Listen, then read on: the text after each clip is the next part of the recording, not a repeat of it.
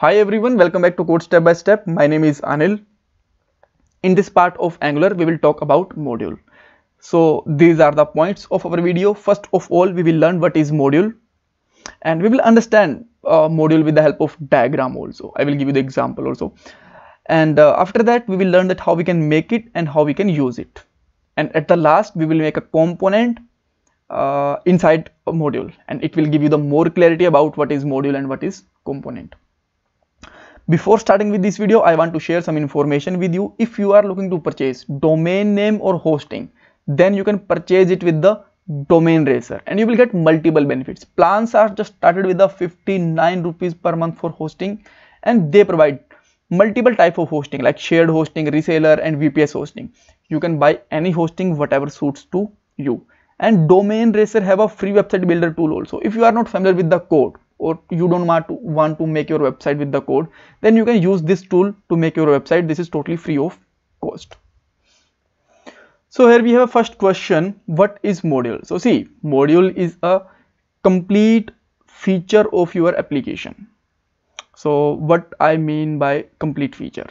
So see, like user authentication is a complete feature of user login, registration, forget password and verify email and all, right? So we can say that the module is a complex, or sometimes you can say that a big feature of your functionality. So whenever we are making just small features, like we are just showing a list, that time we are not using the modules, that time we just simply use components. But whenever we have a group of functionalities which is related to each other, right, that time we have to create a modules. And let's understand it with the more simple way.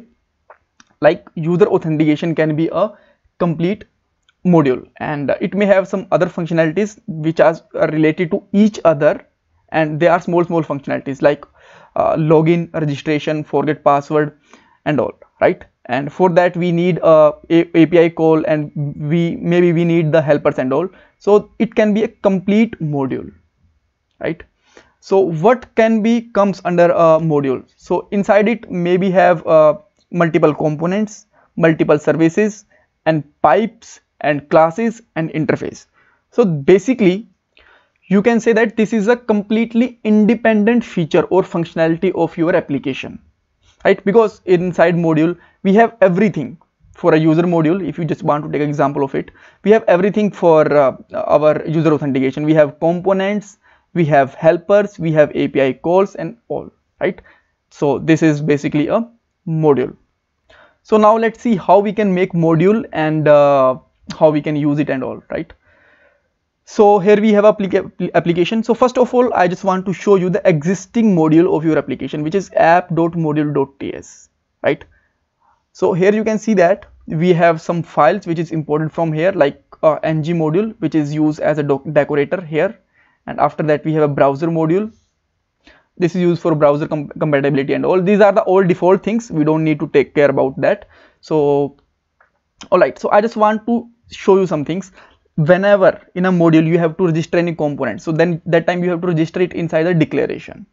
And whenever you have to import any other module inside it, then you have to use it inside the imports, like here. So we are just importing a browser module here. So let's say you are just creating a user auth module, then you have to just import it here.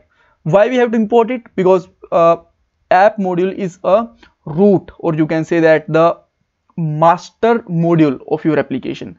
Every module that you are creating in your application, you have to register it inside the app module. Great. So we are going to make one more module, and you will find that this is very similar to the app module. So let's open the terminal, and now just simply put here ng generate, and after that what functionality do you want to develop, like module or component. So just simply put here module, because we want to generate a module here. And module name, so let's say user auth, and just simply hit enter. Whenever you will hit enter, you will find that there is a one folder with the one file. Here you can see that. Now you may be just thinking, as I told you, in user module we can have multiple components and all, but this is just a single file. Yes, this is a single file with a single folder, but inside this folder and inside this module we can create multiple components, and we will create also. I will show you how. All right, so let's explore this file. So now first of all we have ng module as the app module. After that it's have common modules which is used for its internal purpose. We don't need to just take care about it. So and that's all. So if we want to use this auth module, first of all we have to register it inside app module. So let's register it. So just simply put here import something from user auth and user auth module, and just simply use here user auth module and just register it inside our imports like this. Great. So now we can use our module here. So fine, but we don't have anything to show us inside the user module. So can we create a module here, or can we create a component here? Yes, we can create. So just simply put here ng generate component and component name. So let's say I am creating a login component, but if I'm creating a component like this, it will be create outside the user auth. So how I can create our component inside a module? So just simply put here user auth like this, and just put your file name and your component name, and you will find that now you have a component login inside the auth, user auth. You can, with a similar way you can create the another one, but first of all let's handle it, then we'll just call another one.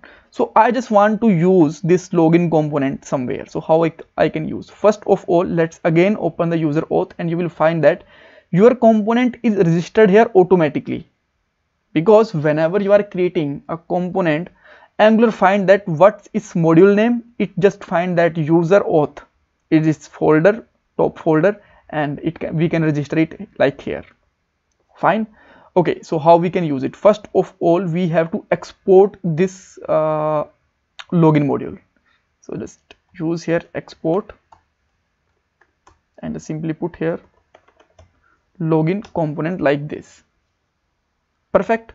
And now we can use it anywhere. So let's say I just want to use it here like app login.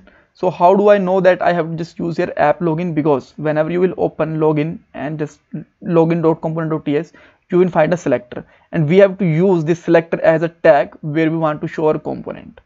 And let's see what we are getting here. You can see that we got here login works. Great. So with that way we can use our components inside a module also, and we can just make them, export them, and use can anywhere. So maybe now you have another question that okay, so what's the need to create our login folder inside the user auth? We can just simply create it outside it and use it. I can agree with you, but let's say with the login, with the sign up, or with the forget password, we have something common APIs or common features. That time it will not good way to just make a separate component for them. So we have to bind them in some folder with some way. That's why module comes in the mind, and it will bind all these things in a single folder, and they are just registered inside a module, right? So that we can define the separately its services and helpers all inside a specific folder. And it may have some more uses. I will tell you whenever we will make the routing and form validation and all. I will tell you in the more detail about the module, but for a moment the basic things are fine, and I hope you just get to know that how you can just make a component inside a module and all. And one more thing, you can get this code from my GitHub account. Link will be provided in the description box. So thank you for watching this video.